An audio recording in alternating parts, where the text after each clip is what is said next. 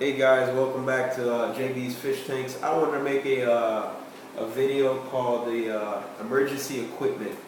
I'm gonna tell you what happened to me the other day, a couple days ago. I'd say about Tuesday that just passed. I was putting some RO water into my system.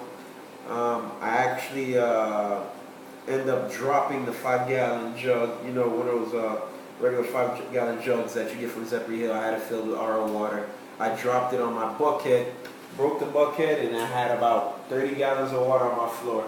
So luckily this happened during the daytime, about 10 or 11 o'clock. So I was able to rush to my local fish store to get a new bucket and stuff like that. And I decided now that I'm gonna make sure, I already had like a couple backup stuff, like extra products, but I'm gonna make sure I have basically a complete backup for my whole system. Oh, sorry, that's my alarm going on. I'll go ahead and I'll explain to you what happened to me. I'll show you. This right here is the bucket. As you can see, it's missing the tip, which is right here.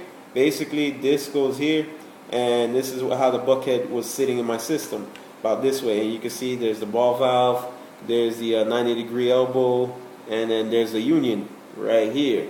And basically, I dropped the 5-gallon, landed right here on the top, broke off, and I ended up like this. So I'm going to show you. Luckily, shouts out to Lowe's. I bought a shop vac from them a long time ago. I actually got it on sale when it was on sale. It's a 14-gallon wet dry shop vac, and that thing saved my life. So right now I did a couple things. I'm going to show you what I do and what I keep extra, what lays around the house and stuff like that. Alright, let's go ahead and move the camera. I'll show you what happened. Alright, as you can see, this is what broke. This is where I dropped my my 5-gallon. I dropped it right here. It broke, and as you can see, that goes in. That's the outlet of the sump, inlet of the pump. The pump travels up, goes all the way up into the tank. So it's kind of dark in here. I should have used my flashlight, but we'll get to that. Ocean spray, kind of funny there. This is the deposit from my protein skimmer. And then now you see I went ahead and did some modification. I added a 90-degree U valve, 90-degree elbow to my sump. That way now my water level can go a little bit lower in case of emergencies and stuff like that, and I don't have to worry about all my water spilling all over my floor again. That's another little DIY tip. Go to Home Depot or whatever, depending on your size of bucket, you can make this. They got one called a street elbow, which it'll fit directly into it, but I made this one myself using 1-inch piping and 1-inch elbow. We'll back up over here. Alright, now I converted over to these 7 gallons. These are BPA free. As you can see, your health matters, rely on us. So I use these gallons now. These are actually 7-gallon jugs. This is how I use my water. I'm no longer using those 5 gallons.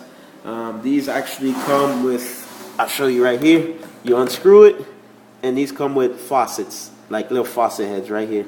And you just take the faucet and you convert it to the outside, and you're able to put your water into your system, no problem. I will be doing a video soon, possibly on a RO system. I'm going to try to incorporate a RO system and a phosphate reactor. So those videos will be coming soon. But let me go ahead and show you what I got here. This right here is about, I'd say about 25 feet of 5/8 ID tubing. I have this because I have a pump here. I have this mag drive pump that I use here, this mag drive 7 that I use to pump the water out of my system in case of emergencies and stuff like that, or if I'm draining the sump. I use it. You see it has a shorter cable on there. I was over there working on Eric's tank today. That's why it has a shorter cable.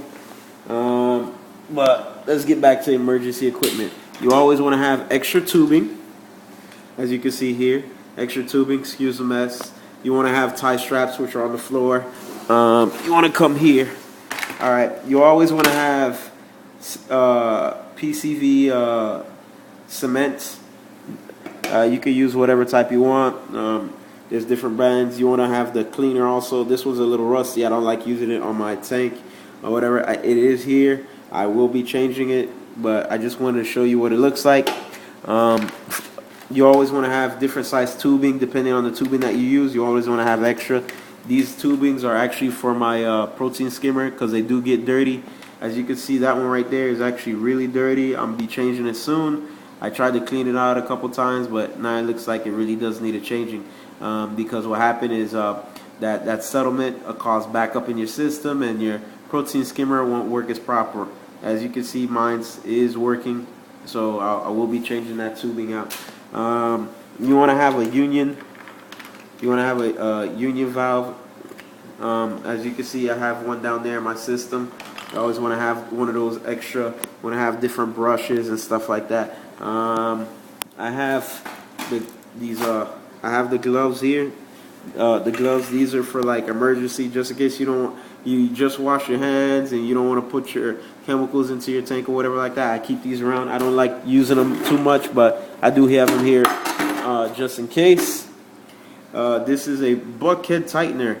I end up having a problem because I lent somebody this bulkhead tightener. I will never do it again. These things are very important. Had I had that bulkhead tightener, I could have remedied that situation a lot quicker, but I wasn't able to.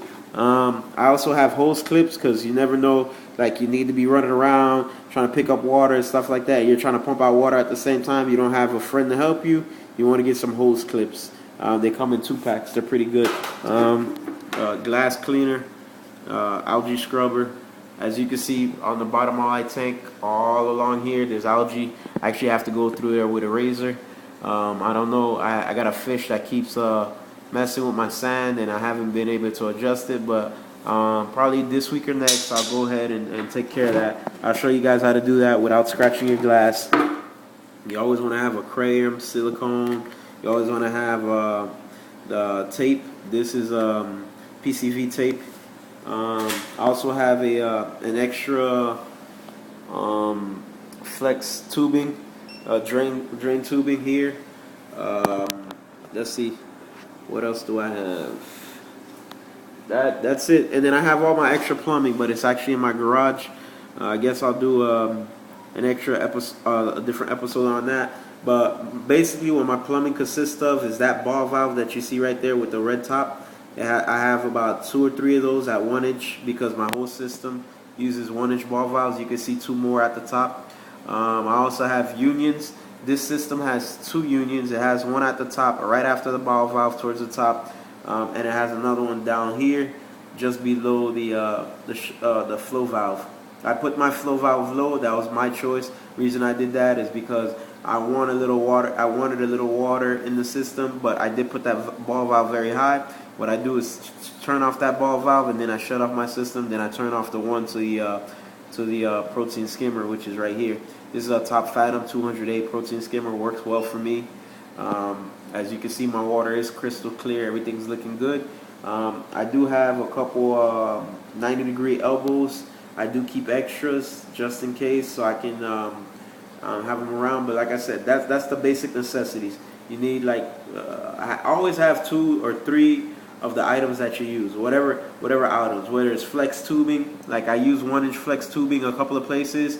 I actually kind of stopped using flex tubing because they cause leaks, but in some situation, like for example where my protein skimmer is, you can see the inlet for the protein skimmer where that ball valve is.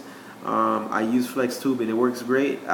It did leak on me the other day from me, I guess, adjusting it, so I had to reseal the whole thing. The only great thing about flex tubing is that you're able to rip it out with no problem from whatever you're doing, and you can actually conserve money by using the same product over and over and just clearing it out with the cleaner or taking a razor and going through it. which is exactly what I did in that situation, and I was able to reuse it. But when you're using a regular PCV piping, like this stuff right here, as you can see, this is the same stuff they use. This is like Charlotte pipe. This is the same rated. This is also rated for drinking water. See Charlotte pipes here. Sorry about that. This is 1 inch right here, PCV, PVC. I mean, and pretty good. I mean, no complaints from me. But I mean, if you want like a temporary system, or if you want a system, like for example, in my system, I have these union valves. The reason I have the union valves, and I have about 3 union valves and 3 ball valves. The reason I have that is because I'd say 2 months, I actually take down my system. I actually shut down my pumps for about an hour or two. I take out these the piping, and I brush them out. Reason being is because you got a lot of settlement, bacteria, and stuff like that inside the piping. I don't want to get clogged up or backed up, and I want my water pressure to stay the same. That way I can keep my same clarity, and I actually use that. But that's what I did here, and you can see the tank. The antics are on. It's actually around 8 o'clock at night. I left them on just for this video. I haven't posted in a little bit, and I kept promising that I was going to post a video.